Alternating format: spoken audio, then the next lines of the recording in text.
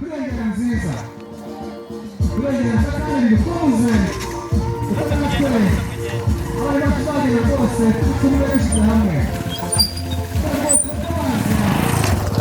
kuri gahunda nziza kandi bavuga ati uyu munsi urabishimishije bose abafatiriye kuva ku myaka 6 ku myaka 9 rero sabiri rwose mubyeyi kure cyane kandi warangaje imbere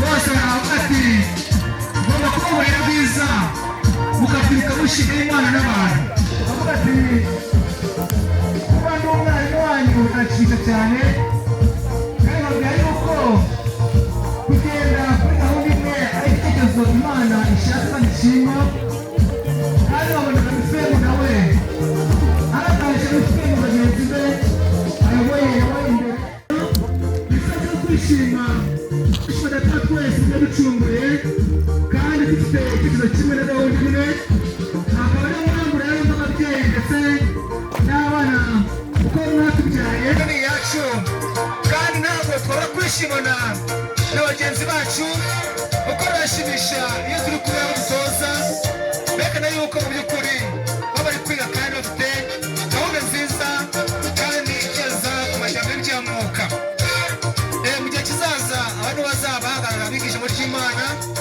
kuko bigaragara yuko mu minsi y'imperuka abakiri bato nibo bazavuga ijambo ry'Imana aho tubona yuko hazarimo gushikiranya ku bakuze abana bo rwose bazabyishimira kandi bigende neza abana bose bashyiremo ingoma yabo cyangwa injyana yabo bagomba kugendaho rwose kandi mu buryo bwiza bunashimishije akaba mpamvu bagomba gukomeza baza imbere hano kuko nibo bavuga bati erega natwe ntabwo twabura kwishimira uyu munsi mwiza Imana yadutoranyirije kugira ngo tujye tunezerwa kandi twishimire natwe twese waducunguye akadushyira kuri iyi si aho tugomba kuba twambaye kimwe kandi dufite ibituranga kandi tukamenya yuko icyo inzira yacu ari inzira y'ukuri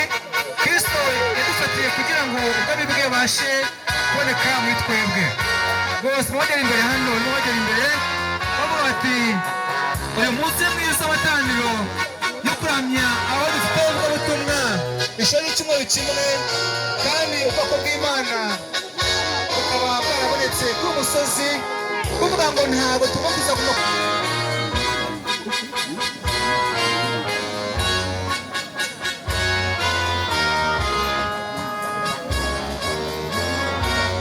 abashyira inyama yo gukoresha twakorera kimwe tutagiherewe uburenganzira bose ndabona tugeze imbere rwose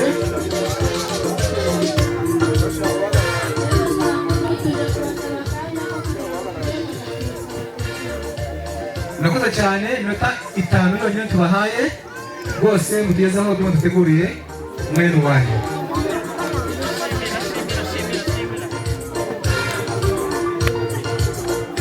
abataza kuza kureba nyuma yacu twakirije mwaza kuza guhaguka ntacyo bitwaye cyangwa se akaza kurenga ngo tukajya hepfo gakeya igihe bamaze kuza uburenganzira bw'umuntu bose baza kureba tukajya hepfo gace hariya kuko nabo nyuma yacu bahagaze kuko turi kureba imbere murakoze hepfo gakeya rwose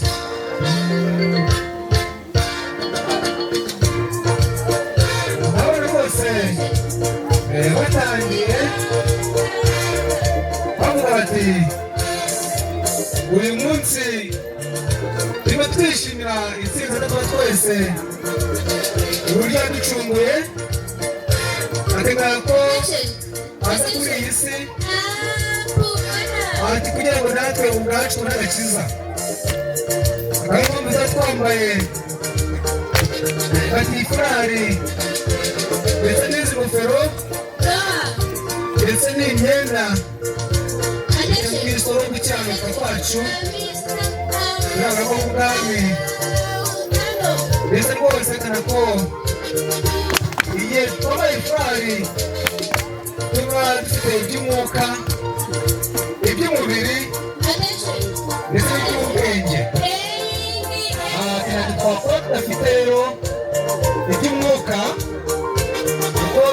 Kristo mwiza nyambere adushoboza kugira n'ibindi bisigaye tugira isuku mu miryango yacu mu mibiri yacu aho tugenda hose tukaba dufite icyifuzo kimwe kandi dufite n'inama imwe kandi tunahuje.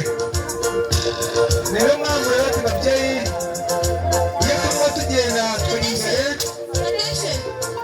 iburyo turi ibumoso ndetse tureba n'inyuma hano hose tuba tugiye duhari kuko nta kiduzitira ikibara kigiye gihari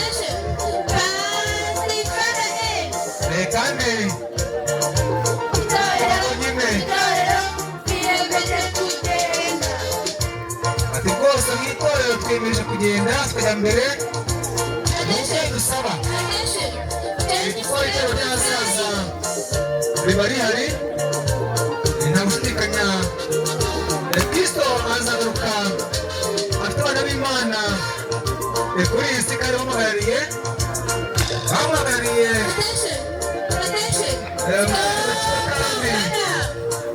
bakoze ibyo abasaba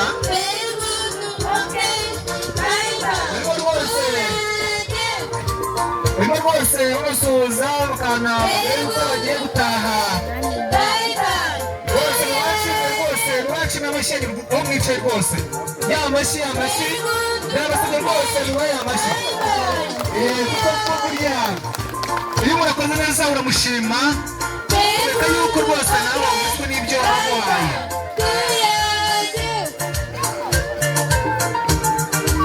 bose barakoze cyane Imana imuha kubwiza rwose tugerejeho rwose kandi tuzi yuko nta muntu ukora Imana ikora amaboko ahubwo iramwungura rwose mutashye neza Imana imuha umugisha akaba impamvu tugiye kongera. Guys, cover! 1, 2, 3, 4, 5, 6, 7, 8, 9, 10. Rwose bari ku murongo wa kane wenda tuguce tujye ku murongo nk'uko bikurikirana. Atif! Reka bakora nk'ingabo nyine. Attention! Atif! Attention! Atif! Dukora nyine Attention! ibitandukanye. Mark time! March! Ibikorwa byose bikorwa n'uko burya hari ingoma. Hari uburyo ntabwo abana b'Imana biga kandi bakumvira ku cyo bajya gukora. Ari na rusaku rundi kandi bagahuza rwose nziza cyane kandi cyiza rwose rwose ucyeze cyiza kandi bahuje rwose nta kubushanya bati ni ngombwa ko ibintu cyane rwose kandi bikanagenda neza. Yego rwose mwakoze cyane rwose ibintu byiza rwose njya mvuga ni abana bacu bakunda guhunga barwaje rwose barimo bahemukira ariko nta muntu hari rwose batozwa no kuriya icyitoro ry'Imana cyangwa se igihugu mu gihemukire rwose mwabashimira rwose mwashimira rwose n'amashyi menshi rwose bashimira cyane rwose kandi ibintu byiza rwose pe biraryoshye kandi rwose ibintu birashimisha cyane ntawe utangirwa nabyo. Isabura ku isabato itaha amatara makumyabiri n'abiri bita ko nduzi ubusa n'ubu biryoshye cyane rwose nahishimwe rwose muramenye ntuzasibe tuzashimire Imana ibyo dushoje umwaka neza kuko amatara kuri abo dusoza umwaka ntabwo umwaka ari uko mu kwa cumi hageze kuko birashidika yuko umwaka wasoza mu gihe cya mu kwezi kwa karindwi rero mo twese iteko ry'Imana rero rwose ni byiza cyane rwose birashimisha rwose mu kugendera ku cyerekezo kimwe mu njyana imwe kandi bihuta kimwe ntabwo dufite n'imbaraga muri we kandi tubadukira kimwe ntabwo dusigana niyo mpamvu icyo dukoze cyose tucyumvikanaho ari nta kubushanya rwose ibi byo tubabwira nk'ababyeyi bacu ko dufite rwose rwose yuko bidushimisha rwose ibintu tukanyurwa nabyo. Another step. Rwose ibi bintu birakwiriye ko tubagezaho gukorwa kwacu kuko tuyoboza Kristo kandi Kristo nizo wari gushaka yuko zaba zifite umugambi umwe icyerekezo kimwe. Rwose aba bantu rwose barakoze cyane rwose mu ngenzi bafite rwose kandi ibyo badukinira rwose kandi babona ko byumvikana kandi rwose bifite umugambi mwiza n'icyerekezo kimwe barimo bagenderaho. Mbega ibintu byiza rwose. Hano rwose harimo umuhungu rwose ariko neza uranashimisha wowe gusiga wicaye ureba ukuntu umuhungu urimo rwose ariko neza nawe ukunda abakristo kuko Imana yagukeneye kandi niko cyagukeneye. Imana yagukeneye umenye ko rero tuba kubura mu bandi ibi bintu byo gushimisha kandi ujya amatsiko yo kuvuga ngo mbese nanjye naba ubyuka washimwe n'Imana n'abantu bigenza bite. Rwose ari wahaye mikoro rwose bavuga bati ibi natwe bidushimisha cyane kandi koko turi umwe. Rwose barimo bavuga bati ibintu bidushimisha kandi turi umwe natwe ubwacu ntabwo ikidutandukanya. Rwose arimo rwose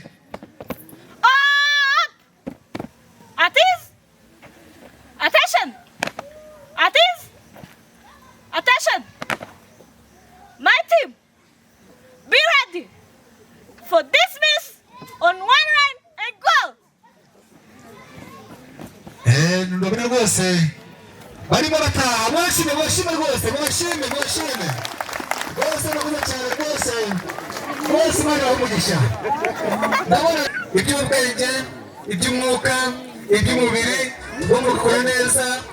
Ntabwo kenshi abantu benshi bakora imisozo nk'iyi ngiyi baratsinda mu mashuri kuko ntabwo bagira ubugingo cy'ubwoba kiba cyashize muri bo. Ndabona rwose baza gusa uburenganzira bavuga ati ntacyo twakora tudasabye uburenganzira bati kandi tuba twasuze rwose bakoresha rwose abayobozi mutaniye aha ngaha nabo bizera abayobozi bakuru batuje gusaba uburenganzira ngo tubereke agakino twateguriye. mukoze cyane rwose ihise n'imwe tuyikuriye iminota 5 rwose namwe rero tubahaye kugira ngo tugeze ibyo muteguriye. Rwose urabona agiye asaba bagenzi be agiye kubazana ati ubwo amaze gusaba uburenganzira gusaba bagenzi banjye bati rwose abayobozi bagenzi banjye bati babyemeye bati twitegure.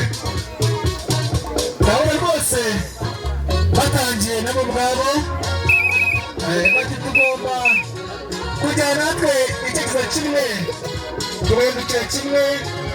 Bati rwose kandi ntabwo Imana ishaka ko abayikorera baba bakeya ishaka ko abantu baba benshi. Niyo mpamvu rero nubwo baba bakiri bafite bagenzi babo kandi babahaye n'ubundi banakoreshwa hamwe nabo rero kuvuga ngo ibi byiza byiza rwose baje tuzakora umutambagiye ukomeye bataba twese tumwishima yuko ari Imana ikomeye kuba tubanza kandi kuducungura bagiye dukesha kubaho kwacu amaraso atemba mu mubiri wacu bagiye tuyakesha batatwa ayata bose ya Yesu yamenye Kaluvali ngo aducungure. Ntabwo tuba dushingura intambwe ntabwo tuba duhindukira ngo bikunde bati ngo tureba ngo bikunde ati rero tukesha amaraso Kristo yamenye Kaluvali.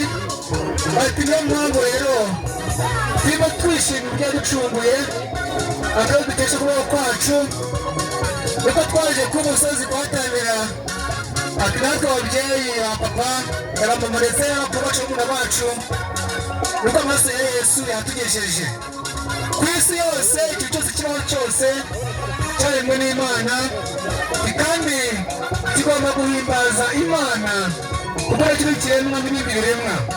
Bose baba basuza rwose babereka yuko bishimiye bati umunsi n'umunezero, bati umunsi n'uw'ibyishimo, bati turimo twishima yakaba twese waducunguye akaducunguza amaraso ye, akaba mpamvu ati bisaba yuko natwe iwacu tumuhimbaza turi kuri iyi si, ati kuri iki gihe kuzagera abanyarwanda bazacungurwa baza bayizeye budapfa, bazishima muri mu Yerusalemu banezerwe, bati aho bazaba basubiza gukura twese, bati uwera yabora ku ngoma, bati ni wowe tuje kubaho kwacu, ni wowe watwigishije, ni wowe ninyujije mu bamarayika iby'agakiza bitugeraho, bati no kuba tutabarutse uri mu mubabaro, bati bose watumereye ndetse no kuba waduhaye icyerekezo cyiza twabana nawe,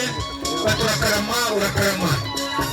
Niyo mpamvu rero burya tugomba kumenya ko igihe ufite imbaraga nk'uko mwese barabivuga ndetse mwabigane, ati wa musore we ishimire ubusore bwawe iminsi bitaraza, rero uko igihe uzabugutinya unejejwe nabyo, nyamara kandi igihe ugifite imbaraga ntabwo unezezwa nabyo, rero ukwiye kumenya yuko rero icyo gushakaho ni uko mu gihe ugifite imbaraga ukwiye gukorera igihugu, gukorera Imana, kuko izo mbaraga zawe igihugu cyawe zikeneye, Imana zikeneye, wipfusha ubusa ubishyira udafite umumaro, nk'uwo Imana ibakira amaboko yawe, ugira ubwenge bwawe, ukeneye amaguru yawe ndetse n'amaso yawe kugira ngo abe abasha kugira ubutumwa butari bwagera.